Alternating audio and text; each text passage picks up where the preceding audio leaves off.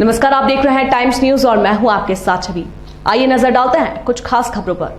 भारत के लोकतंत्र में होने वाले मतदान को लेकर यह पहली बार नहीं हुआ है कि ईवीएम मशीन को लेकर सवाल उठाए गए हो। गुरुवार को प्रेस वार्ता में सोशलिस्ट पार्टी इंडिया के पदाधिकारी ने लाइव देकर बताया कि किस प्रकार एवं मशीन से चुनाव के नदियों पर असर डाला जा सकता है। सोशलिस्ट पार्टी के महासचिव संदीप पांडे, राष्ट्रीय उपाध्यक्ष रामबाबू अग्रवाल, प्रदेश अध्यक्ष रामस्वरूप, मंत्री दिल्ली आईआईटी से निकले और अहमदाबाद के रहने वाले राहुल मेहता ने एक ईवीएम मशीन बनाई है, जिस पर साफ देखा जा सकता है कि किस प्रकार चुनाव के नतीजे मतदान प्रभावित किया जा सकता है। संदीप पांडे ने प्रेस क्लब में मशीन को ऑपरेट किया और ईवीएम वीवीपीएटी पर कई तकनीकी बिंदु समझाते हुए बैलेट पेपर पर मतदान कराए जाने पर जोर दिया है।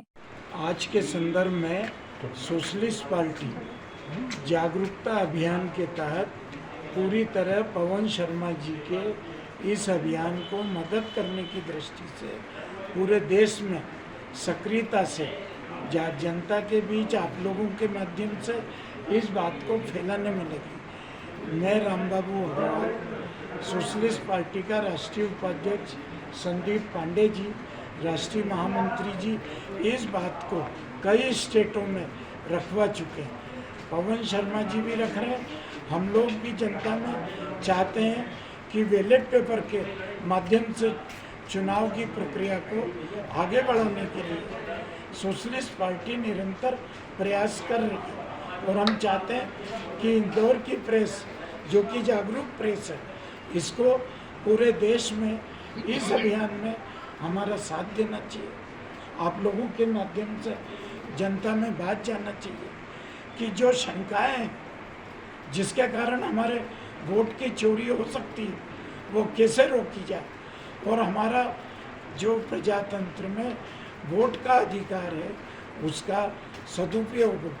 हम चुपचाप रहें और हमारा वोट लूटा जाए, उसमें चाहे प्रशासन हो चाहे आयोग हो, सबको ध्यान देना चाहिए कि मतदाता का अधिकार सुरक्षित रहे। इसलिए सोशलिस्ट पार्टी इस प्रयास में लगी हुई है। आपका नाम बतला दीजिए। रामबाबू अग्रवाल, अखिल भारतीय सोशलिस्ट पार्टी का वाइस प्रेसिडेंट। सफ़ेद कांच था, उसे काला किया गया, उसकी वजह से वीवीपैट के अंदर कागज़ के वोट किस तरह चोरी किए जा सकते हैं। तो 2017 तक वीवीपैट में कांच जो था, वीवीपैट कंपार्टमेंट में जिसमें वोटर पर्ची देखता है, वो सफ़ेद होता था, उसे काला किया गया। दूसरा, जो लाइट जलने की अवधि है उसे 15 सेकंड से घटाकर 7 सेकंड किया गया।